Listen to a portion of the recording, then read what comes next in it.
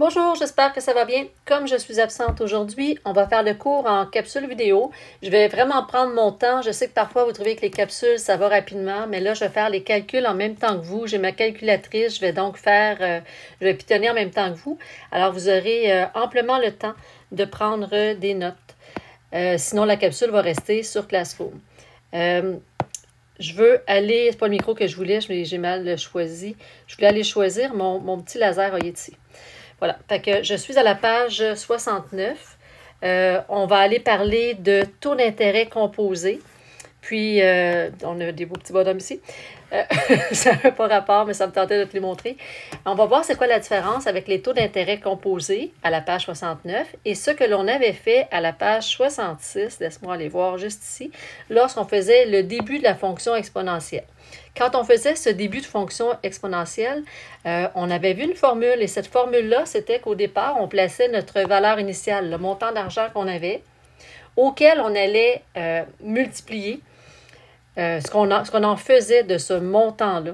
Alors, parfois, si on avait 8 % d'intérêt, on faisait 1 plus 0,8, c'était notre facteur multiplicatif, et auquel on ajoutait un exposant. L'exposant, c'était les périodes, le nombre de fois que j'utilisais ce facteur multiplicatif-là. La différence à la page 69, je reviens à la page 69 avec toi. Voilà, à la page 69, la différence, c'est que là, on va avoir des taux d'intérêt qui seront composés. Ça veut dire, Madame Brien est en train de m'écrire, elle me parle d'un arbre qui est tombé actuellement. Alors, je reviens à nos maths parce que je vois que tu vois mon écran en même temps. On parle d'intérêt composé. Ça veut dire quoi? Ça veut dire, par exemple, que si je veux placer un montant d'argent à 12 % d'intérêt annuellement, moi, je veux que ça soit 12 % annuellement, mais les intérêts, ils sont composés à chaque mois. Ça veut dire qu'on ne va pas me donner 12 % d'intérêt à chacun des mois. Il faut que je prenne ma période qui est un an, mon 12 % qui est sur un an, et que j'aille le diviser en 12. Parce que moi, je veux savoir sur chacun des mois quel sera l'intérêt qu'ils vont me donner. Ça finit par faire finalement un montant qui va grossir au fil de l'année plutôt qu'à la fin de l'année. Et on va se rendre compte tantôt que ce montant-là va au final être plus élevé. Pourquoi? Parce que lorsque je vais appliquer un intérêt sur mon premier mois, mais le mois suivant, le montant ne sera plus le même, il va avoir été bonifié un petit peu. Le mois suivant, le montant va avoir été bonifié un petit peu. Alors, c'est comme ça qu'on va travailler aujourd'hui. Je vais lire avec vous la première phrase. Lorsqu'un certain montant d'argent, je suis actuellement ici, lorsqu'un certain montant d'argent au capital, ça c'est le montant d'argent qu'on place au départ, est placé à intérêt composé.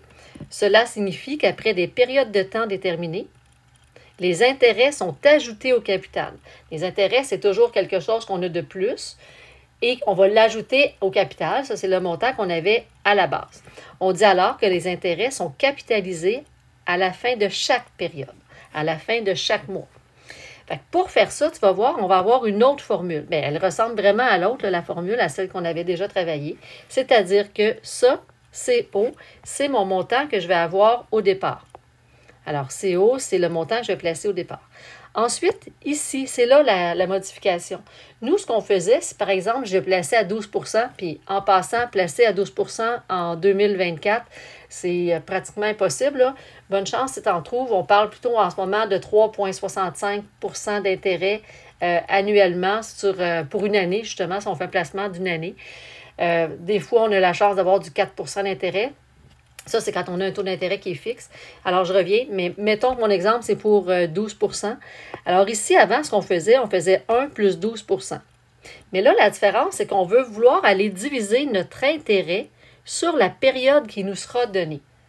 Si, par exemple, j'avais 12 % pour un an et que l'intérêt est composé à chaque mois, alors, dans ce cas-là, je vais faire mon 12 % d'intérêt, le I, c'est pour les intérêts, divisé par 12 parce qu'il y a 12 mois dans une année. Alors, ça va me donner 1 %. C'est ça la différence de cette formule-là. C'est qu'on va devoir aller calculer le taux d'intérêt pour la période donnée. Et ça, on va rentrer ça ici dans la parenthèse. Parce que si on mettait 12 % et qu'on le faisait à chacun des mois, on se ramasserait avec un montant, mon Dieu, très, très, très, très élevé. Alors, malheureusement, ce serait impossible. Alors, c'est la différence de notre formule ici. Vous allez voir, on va faire 5 exemples et à partir des 5 exemples, vous allez comprendre, ça va devenir beaucoup plus clair. Juste avant de commencer, là, je suis toujours à la page 69 en bas. On va juste aller définir annuellement. Bien ça veut dire par année. Alors, si tu veux venir l'écrire en même temps que moi. À côté, mensuellement, bien, ça veut dire par mois. Ça veut donc dire qu'il y a 12 mois dans une année.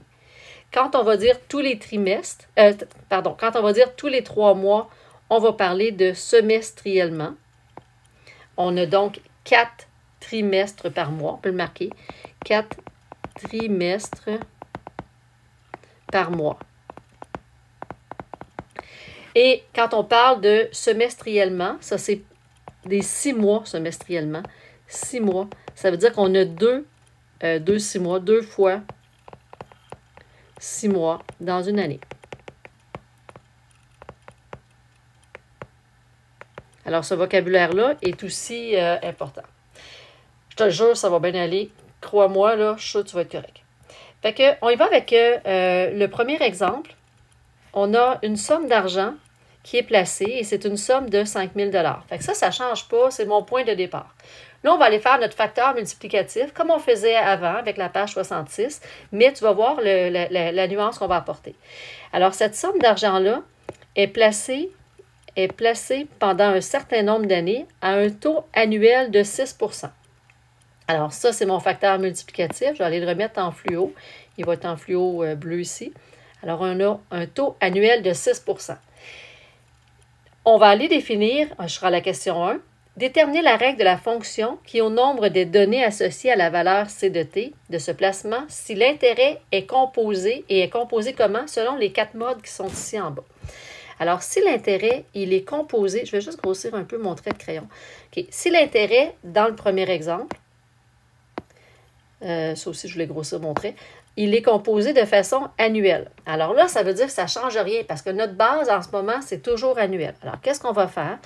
On va aller marquer notre valeur, V de T, en fonction du temps, est égale à quoi? Bien, c'est mon montant d'argent qui est de 5 000. Qu'est-ce que je fais à ce 5 000-là? 1 plus 6 %. Alors, 6 %, c'est 0,06. Et je vais diviser par une année parce que ma référence, quand on parle d'annuel, ça n'arrive qu'une seule fois. Mon exposant, c'est T. On n'oublie pas d'aller exprimer nos variables, là, les définir. T, c'est quoi? C'est le nombre d'années. J'espère que tu as le temps d'écrire en même temps que moi. Je le fais plus lentement. Et V de T, bien, ça sera finalement ma valeur obtenue. La valeur finale. Je vais marquer valeur finale. Alors, si ici, on veut placer notre 5 000 $ auquel il y a des intérêts annuellement, mais qui sont à intérêt composé annuellement, ce serait ma formule. Alors, si je veux l'essayer, là, je vais aller effacer mon T. Regarde ce que je fais, j'efface mon T et en rouge, je vais marquer 1. La question n'était pas indiquée, mais moi, je te le dis verbalement, ce que je veux faire, c'est pour une année. Alors, qu'est-ce que je vais faire? Je prends ma calculatrice.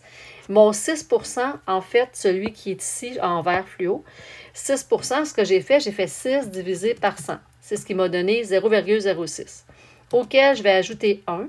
Donc, j'ai 1,06. Je reviens, je vais continuer en rouge. Alors, je vais avoir ma valeur qui sera de 5 000, voilà, multiplié par 1,06. Et le 1,06, il est exposant 1 puisque je le veux pour une année seulement. Alors, 1,06 exposant 1, ça garde la même valeur, fois 5 000, c'est ce que je pitonne actuellement. Ça veut dire que j'obtiendrai au final, je n'ai pas beaucoup de place, 5 300 $.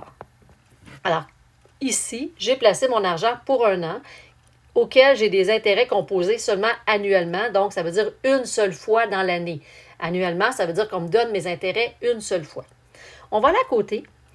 À côté, on me donne les intérêts à tous les mois. Alors, comme on me donne les intérêts à tous les mois, bien, ce n'est pas le 6 % qu'on va me donner à chaque mois. Je vais aller voir, ça correspond à combien, ce 6 % que je vais diviser par 12 pour savoir à chaque mois, on me donne combien d'intérêts. Alors, ce que je suis en train de faire, en fait, je suis en train de faire 6 %, je suis en rouge actuellement, que je vais diviser par 12 pour savoir par mois combien que ça me fait. Alors, 0,06, je prends ma calculatrice, divisé par 12 égale. Ça me donne 0,005. Ça, c'est l'intérêt finalement qui me sera donné à chacun des mois. Parce que si j'ai 6 dans l'année et que je divise mon 6 en 12 mois, à chacun des mois, 0,005, c'est l'intérêt que je vais avoir sur chacun des mois. J'ajoute le 1 à ça.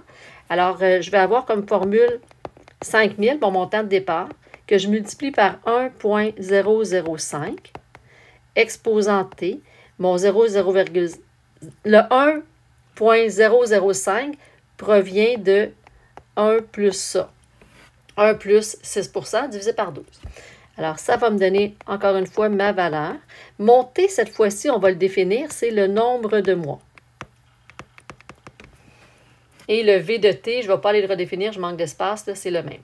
Alors, cette fois-ci, on veut l'avoir pour un an. Donc, dans un an, il y a 12 mois. Alors, ce qu'on va faire, on va reprendre la formule, je vais changer de couleur, je m'en vais en rose.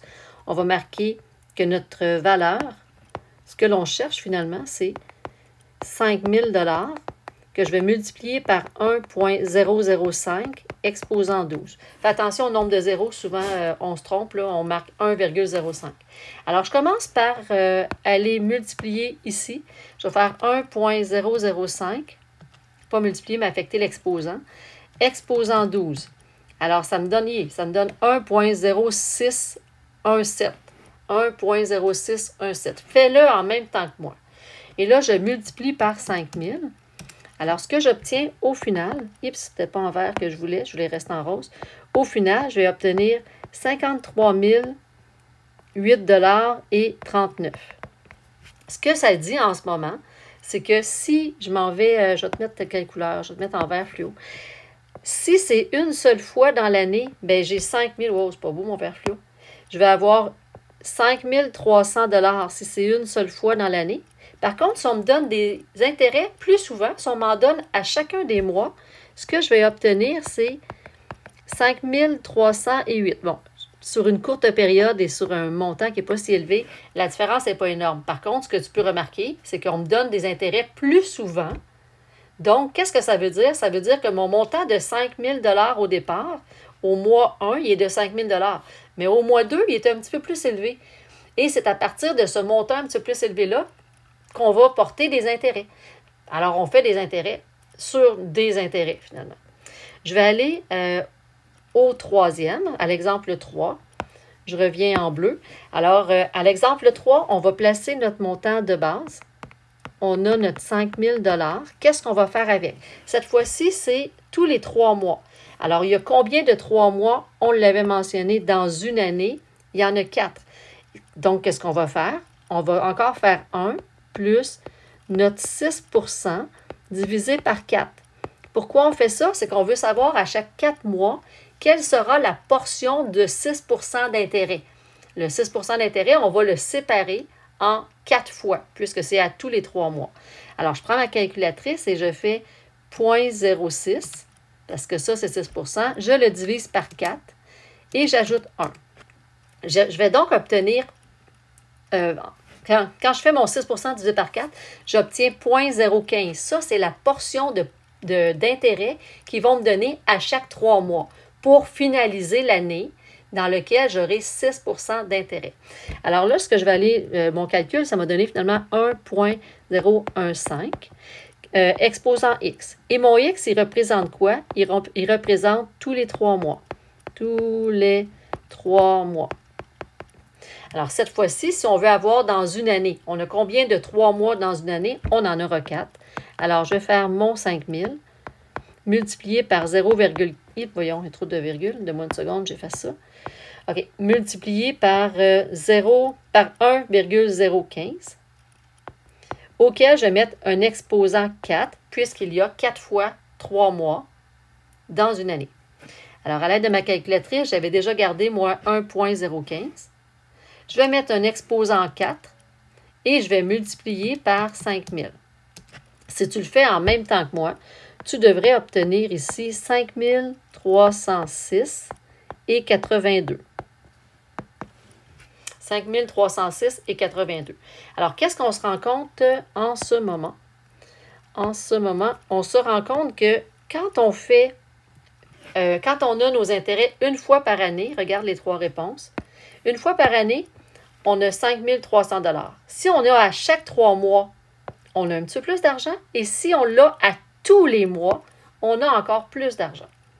Autrement dit, en ce moment, là, ce qui a l'air de se dessiner, c'est que plus on a des fréquences dans notre année, plus c'est payant. On va aller faire notre dernier exemple avant de passer à la page suivante.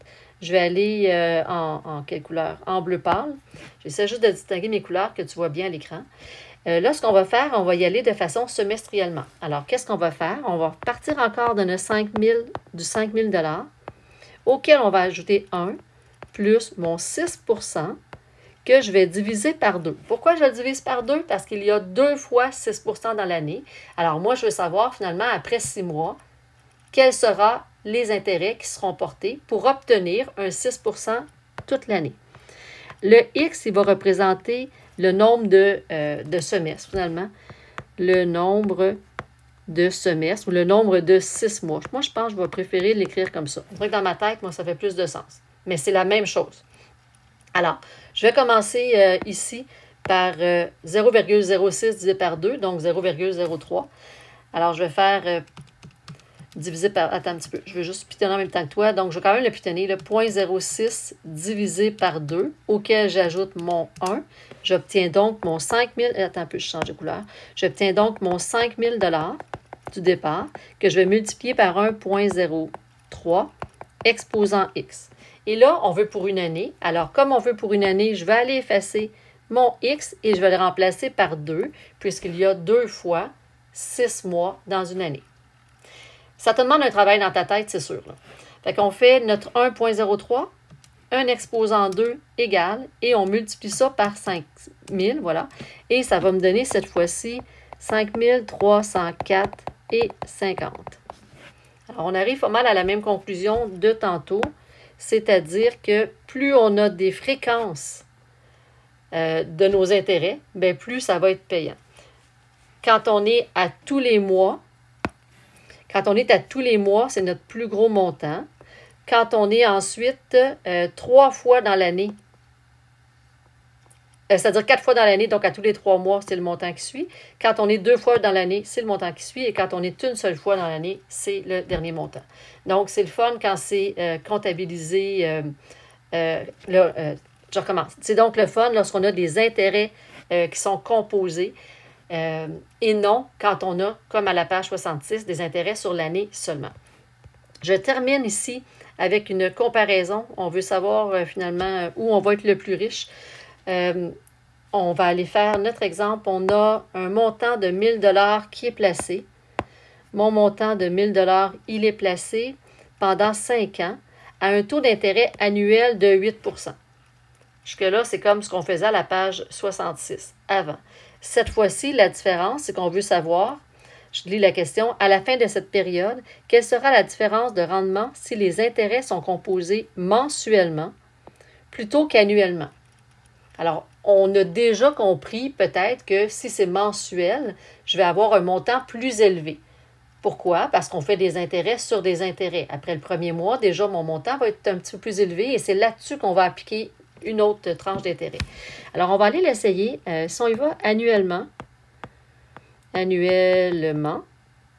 ma formule sera 1 000 $ que je veux placer, multiplié par 1 plus finalement, mais je vais y aller directement parce que je pense que ça t'est rendu habile.